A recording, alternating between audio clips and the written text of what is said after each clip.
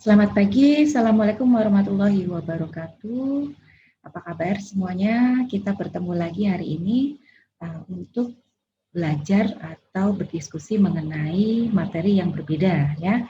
Kalau sebelumnya kita belajar tentang plagiarisme, maka pada pertemuan kali ini kita akan membahas mengenai bagaimana kita menggunakan blog sebagai media komunikasi. Nah, tidak usah berpanjang lebar, kita langsung mulai saja. Ya, ini adalah apa yang akan kita bahas hari ini. Jadi, diseminasi pemikiran ilmiah melalui platform blog. Ya. Oke, tidak bisa dipungkiri bahwa sekarang ini kita hidup di era yang berbeda gitu ya. Kalau adik-adik ini mungkin merasakannya baru sebentar gitu ya, dan sudah langsung masuk ke dalam era yang memang sudah pertumbuhan teknologinya itu sudah sangat pesat gitu. Nah, mungkin sedikit saja review gitu ya, bahwa sekarang ini memang perkembangan internet ini menjadi sangat luar biasa. Generasi di era revolusi 4.0 di mana IoT atau Internet of Things itu menjadi salah satu yang memegang peranan penting di dalam kehidupan kita sehari-hari. Nah, tidak terlepas juga bagaimana kita sebagai konsumen atau user, pengguna dari internet itu sendiri. Nah, mungkin diawali di tahun 1969 ya, munculnya ARPANET ini adalah Advanced Research Project Network ya dari US Department of Defense. Kemudian tahun 88 ini baru pendaftaran IP atau Internet Protocol pertama di Indonesia oleh Universitas Indonesia. Nah, ini mulai berkembang ya penggunaan internet di Indonesia sendiri.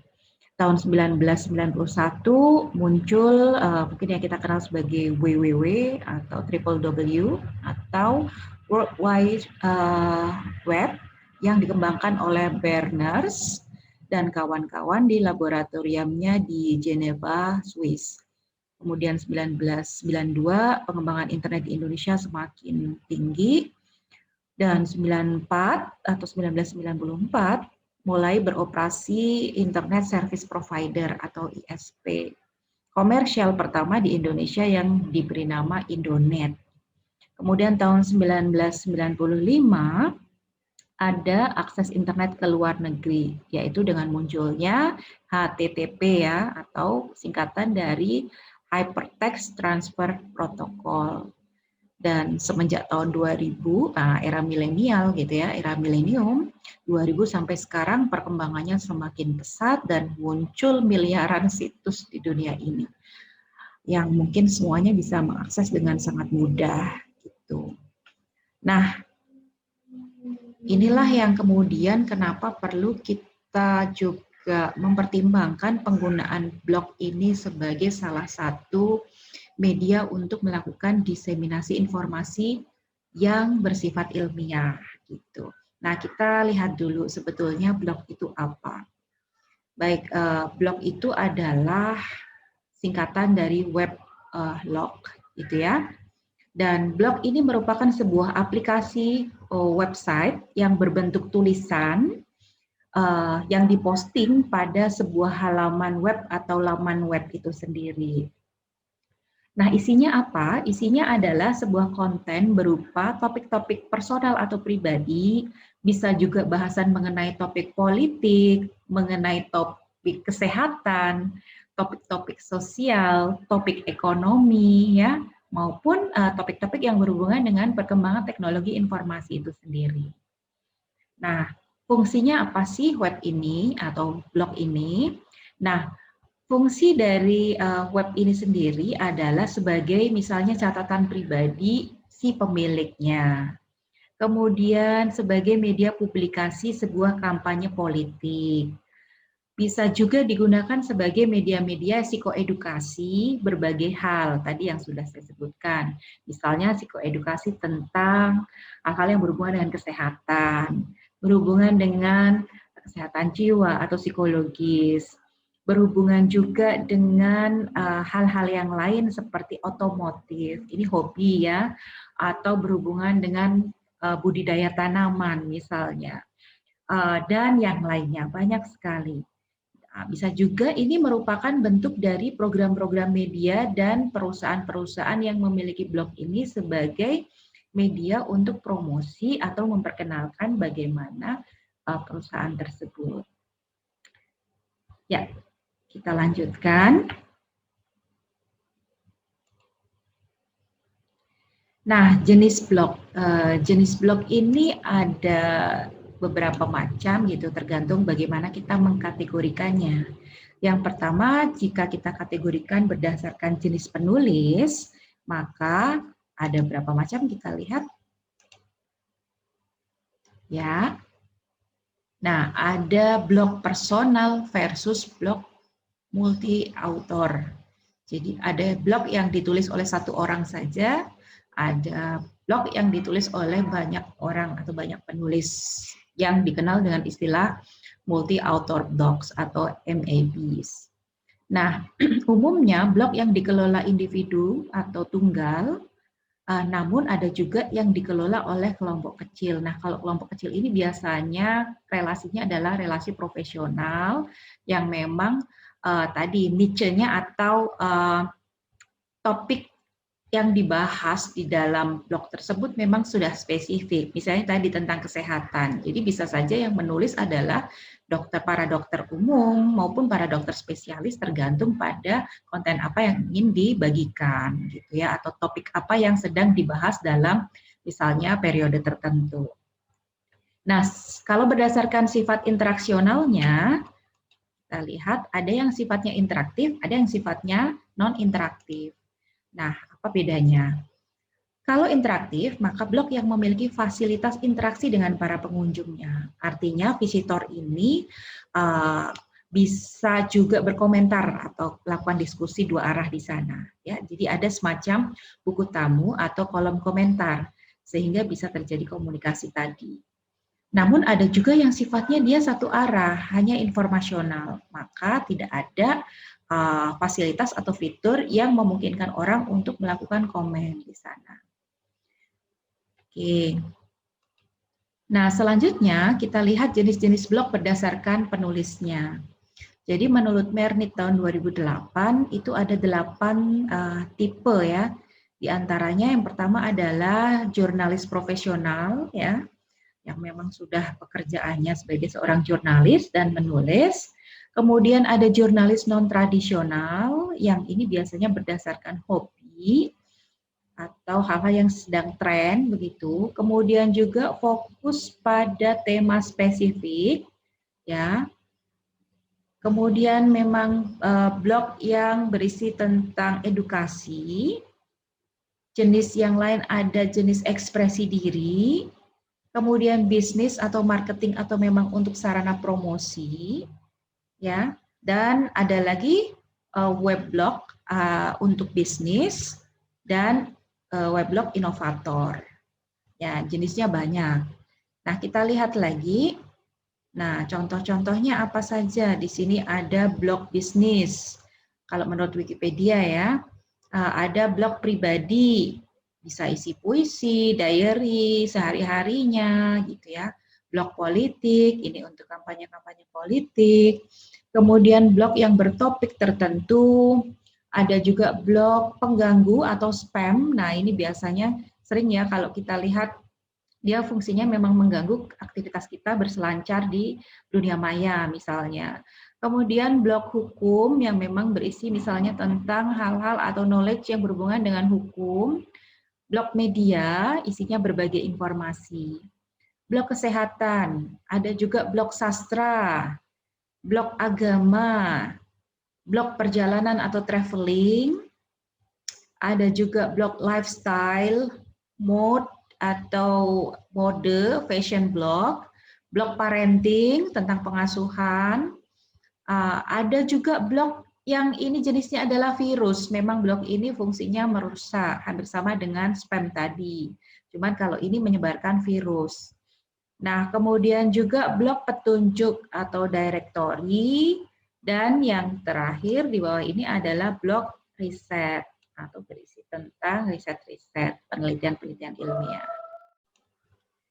Baik, menurut Lujan Mora dan Joanna Espinosa tahun 2007, ada 2 jenis blog, kita lihat, yang disebut sebagai Instructor Web Blog dan Student Web Blog. Nah, bedanya apa? Bedanya tentu ini adalah peran gitu ya.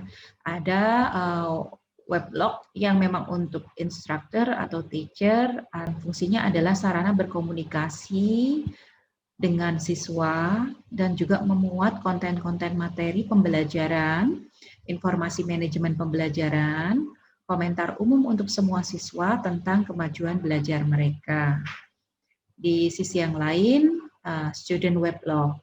Nah, student weblog ini fungsinya adalah sebagai sarana pembelajaran juga untuk berbagi informasi. Oke.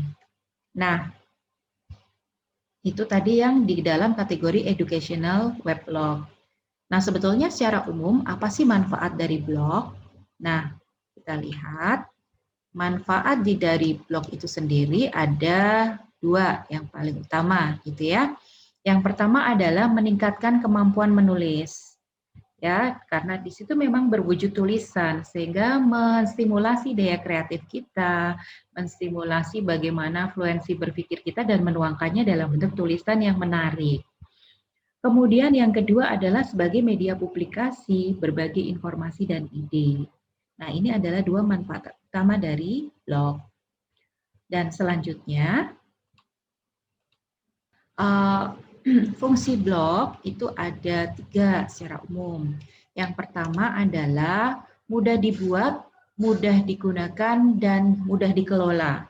Bisa kita lakukan dimanapun dan kapanpun, selama ada akses internet di situ ya. Dan kemudian mudah mempublikasikan berbagai tipe informasi. Kita bisa mengintegrasikan bentuk tulisan, disertai gambar, disertai video, disertai suara, dan yang lainnya. Sehingga ini multimoda dan juga bisa interaktif. Yang selain itu, fungsi yang terakhir adalah bisa menjangkau banyak pembaca. Kalau hanya dalam bentuk cetak, ya tentu saja juga sangat terjangkau ya jumlah pembacanya begitu. Nah, kalau dengan weblog ini, maka kita bisa menjangkau lebih banyak orang, terutama yang memang memiliki kesamaan minat atau kebutuhan untuk informasi seperti yang dituliskan di dalam blog tersebut. Nah, karena weblog ini atau blog ini juga berhubungan dengan aksesibilitasnya di dunia maya, tentu saja ada resiko-resiko tertentu di situ yang harus kita ketahui. Nah, resiko kejahatan atau cybercrime misalnya ya, yang mungkin dialami oleh para blogger. Yang pertama, menjadi sumber informasi bagi para hacker, pencuri identitas, mata-mata, dan sebagainya. Nah, kok bisa? Ya, tergantung konten apa yang kita bagikan. Kalau konten yang kita bagikan adalah tips-tips untuk misalnya semacam apa ya, memanipulasi atau digunakan untuk memberitahu misalnya bagaimana sih misalnya kita cara membobol pintu rumah ketika kita ketinggalan atau ketika kita kehilangan kunci gitu.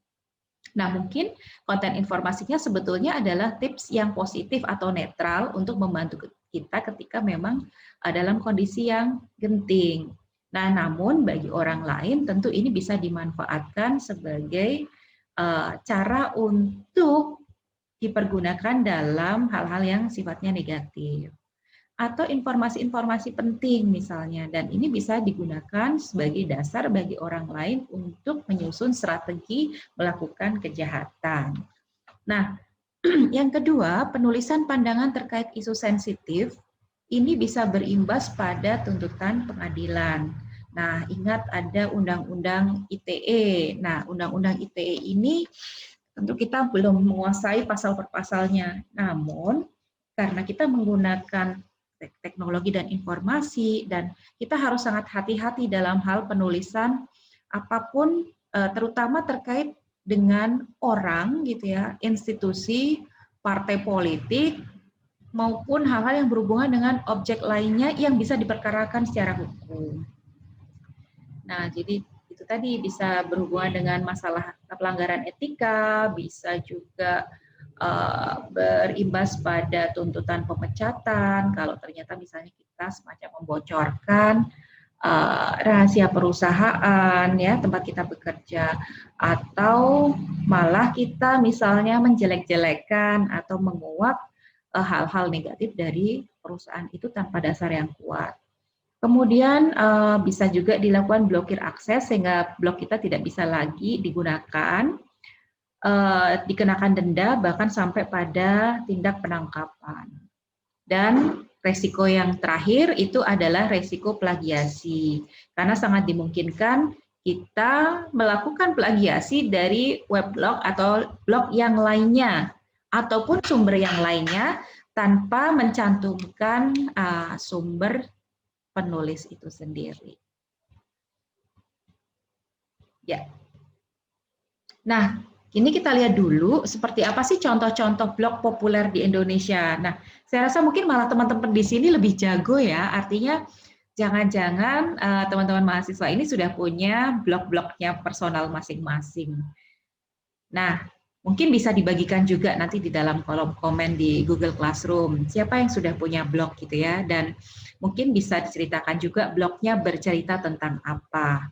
Nanti akan saya informasikan juga melalui Google Classroom untuk hal ini. Nah, kita lihat di sini ada beberapa contoh blog ya, tadi kita sudah lihat kan jenis-jenisnya. Nah, ini ada punya Dani Rahmat gitu ya. Ini adalah blog yang memang dia topiknya spesifik tentang bagaimana memberikan literasi keuangan, informasi literasi keuangan. Jadi berhubungan dengan perencanaan keuangan dan seterusnya. Jadi konsisten ya, tips-tipsnya juga berkaitan dengan hal tersebut. Ada ini ya, perencanaan keuangan, investasi, supaya kita punya literasi keuangan yang baik begitu. Dan ini salah satu contoh ya. Berikutnya ada ini biasanya untuk hobi ya, jadi virus traveling. Nah, yang suka bepergian atau traveling, dia sebagai seorang traveler menceritakan bagaimana cerita perjalanan-perjalanannya dan juga mungkin tips-tipsnya supaya bisa menjadi pembelajaran bagi teman-teman yang lain yang juga ingin melakukan traveling. Nah, mungkin di sini juga ada yang punya blog tentang traveling atau apapun itu yang berkaitan dengan hobi. Kemudian ada juga ini sebagai contoh blognya Hey Teresia. Nah, ini memang spesifik mengenai Indonesian food and travel. Jadi kuliner gitu ya. Sehingga tips-tipsnya yang diberikan juga berkaitan dengan itu. Kemudian ada Om Kicau, ini memang semacam untuk komunitas hobi biasanya yang seperti ini ya, hobi burung kicau. Ada juga yang komunitas hobi lain yaitu berhubungan dengan otomotif. Kita bisa lihat di iwanbanaran.com ini. Nah, itu kan blog-blog populer. Sekarang bagaimana kemudian ketika kita ingin membuat blog. Nah, kalau blog bebas, saya rasa teman-teman juga sudah lebih keren, lebih jago ya. Hanya di sini mungkin sekedar berbagi saja. Salah satu domain yang bisa digunakan adalah www.blogger.com. Nah, di situ sudah ada template-nya semua, kita tinggal sign up, kita bisa berkreasi sendiri sesuai dengan selera kita atau apa yang mau kita tuliskan. Ya. Baik, nah sekarang kita akan masuk pada blog yang dimiliki oleh Universitas Brawijaya. Jadi pembuatan blog dengan ID UB. ID UB, teman-teman pasti sudah punya ya. Nah ini berkaitan juga dengan akses single sign-on kita untuk mengakses di Gapura Apps dan sistem-sistem administrasi online yang lainnya. Nah, untuk mahasiswa, kunjungi lamannya di sini, visit di blog.ub.ac.id. Kalau untuk dosen sendiri berbeda, untuk staf juga berbeda. Kemudian Anda pilih register dan create an account.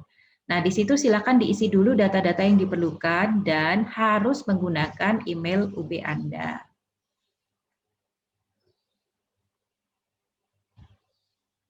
Nah, ini sedikit cara membuat student blog UB. Ya, di situ tadi kalau sudah Anda lakukan sign up atau pendaftarannya, tampilannya kurang lebih akan seperti ini ya. Nah, ini untuk tampilan lamanya nanti.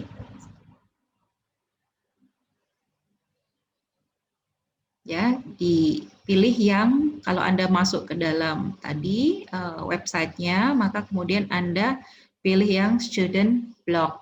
Ya. Dan berikutnya di dalam student blog sendiri, nah di situ ada fitur yang di atas ini ya, aktivitas blog anggota dan seterusnya. Aturan penggunaan juga perlu dibaca sebelum kita membuat. Nah, untuk keanggotaan bisa kita lihat nanti di sini siapa saja yang sudah mendaftar atau memiliki blog. Kemudian di sini juga ada petunjuknya, silakan dibaca dulu. Sebetulnya sangat mudah ya selama kita membaca dengan seksama. Nah, di sini ya bagaimana kita membuat sebuah akun ya. Jadi harus memasukkan dulu data-datanya secara lengkap. Ya, termasuk NIM ini wajib ya, afiliasinya misalnya berarti apa jurusan psikologi, FISIP gitu ya. Dan seterusnya. Ya. Nah, nanti akan ada muncul captcha code. Nah, ini silahkan dipindahkan dan Anda berarti bisa melengkapi pendaftaran Anda. Nah, ini ilustrasi blog lain yang dimiliki di UB gitu ya. Kita cara membuat akun personal bisa juga untuk akun unit kerja di bawah misalnya di bawah fakultas atau di bawah jurusan yang dikelola oleh dosen maupun pendik gitu ya, atau staf administrasi dari fakultas ataupun jurusan itu sendiri.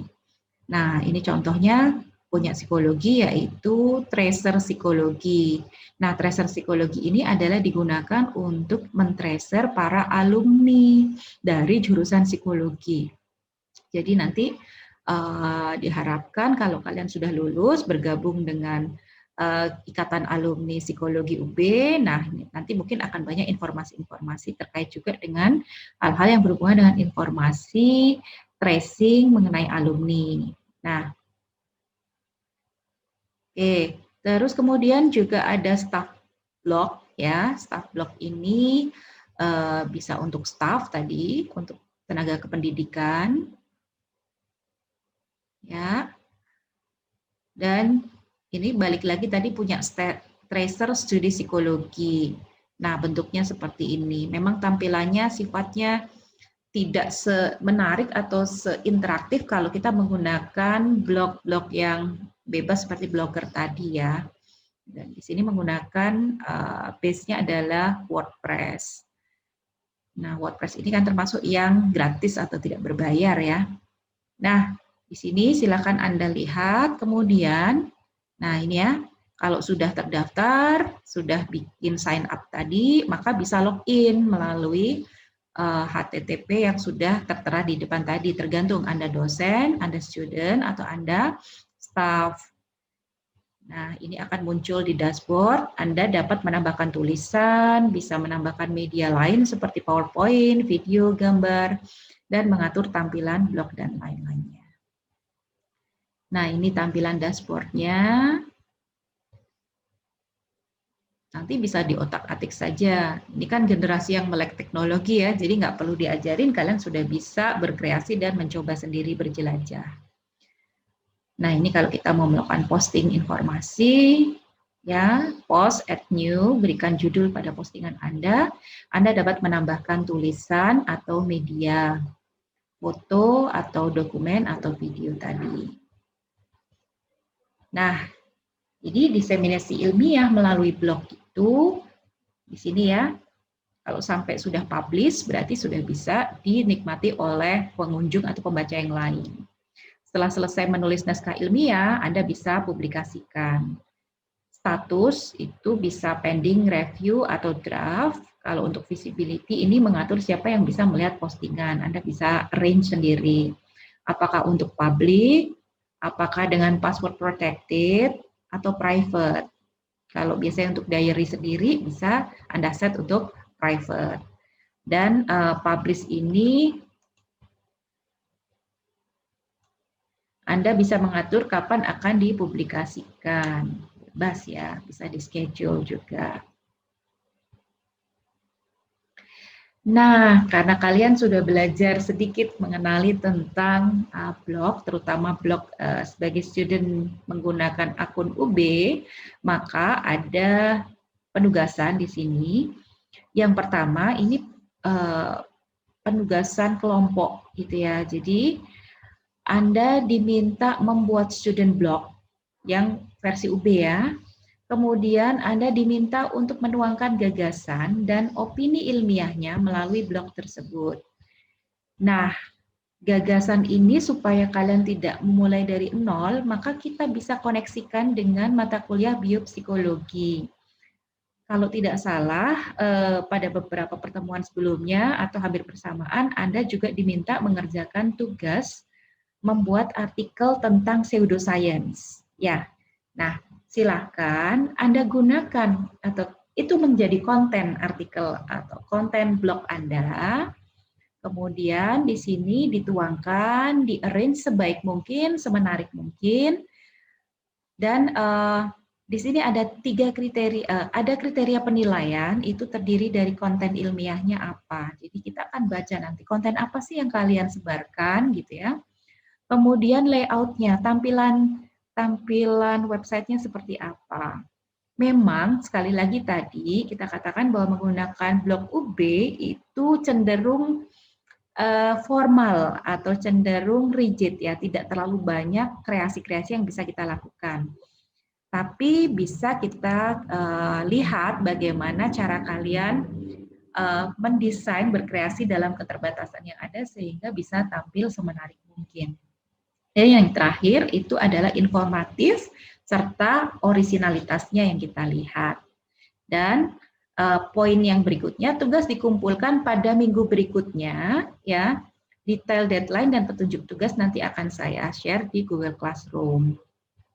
Oke, dan nah poin yang harus termuat di dalam blog ada judul, ada nama-nama penulis, ada kajian empiris atau masalah atau fenomena aktual yang terjadi di masyarakat seperti apa, kajian teoritisnya bagaimana, ada pembahasan atau summary-nya. Jadi bagaimana kalian mengaitkan antara kajian empiris yang terjadi dengan kajian teoritis yang kalian pelajari. Dan diakhiri dengan saran atau gagasan jika ada, ini bersifat opsional, serta tidak lupa mencantumkan daftar referensi sesuai dengan penulisannya kaidah APA. Ya, itu mengenai tugas, dan terima kasih, semoga bermanfaat dan semangat berkreasi. Ya.